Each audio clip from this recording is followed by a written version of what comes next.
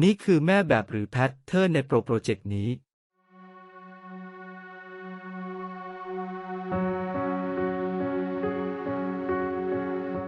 ให้ตัดตามรูปและประกอบเข้าด้วยกันตามรูป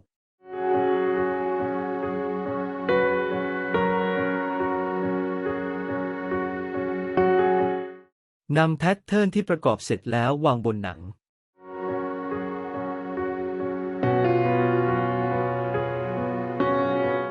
ให้ตัดหนังตามแม่แบบขั้นตอนต่อไปจะนำหนังไปประกอบขั้นตอนนี้เป็นการประกอบด้านหน้าโดยการพับที่จุด A ทั้งซ้ายและขวาและเย็บตามตำแหน่งที่กำหนด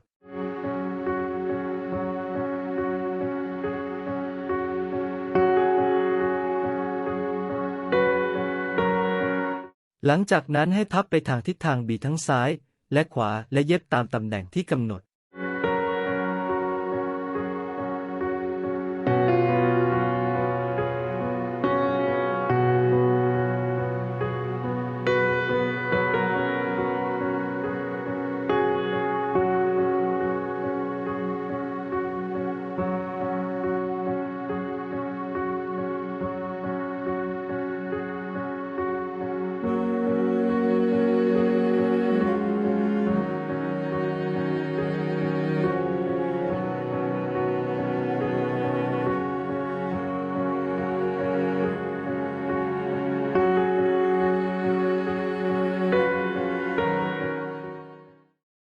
และติดกระดุมตามที่กำหนด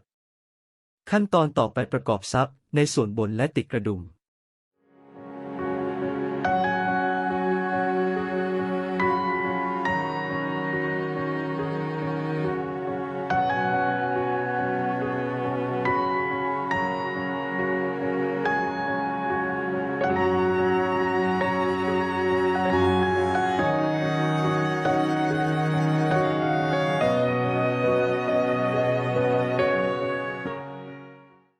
ให้ทำการทากาวที่ฝาหลังและประกอบกับซับใน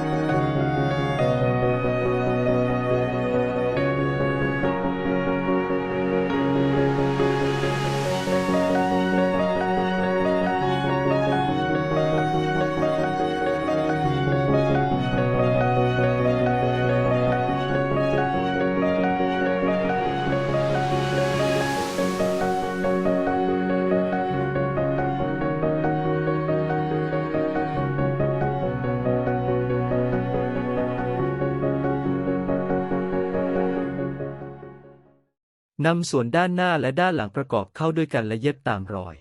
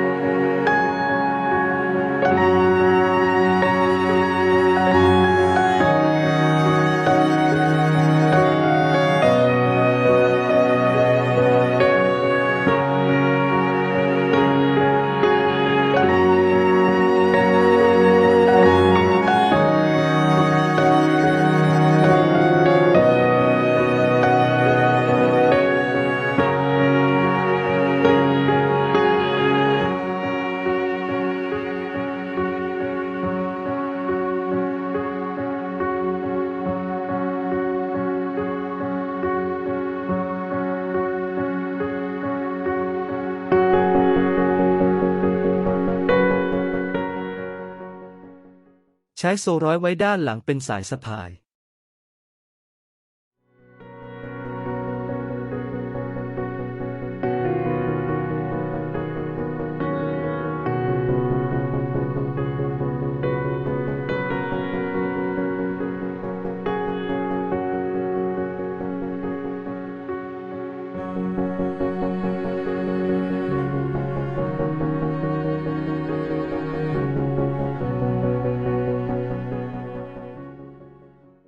ขั้นตอนนี้เป็นการสายสะพายไหล่ โดยการใช้แพทเทิร์นที่ 5 และ 7 ประกอบเข้าด้วยกัน โดยมีห่วงต่อกับโซ่เป็นอันเสร็จขั้นตอน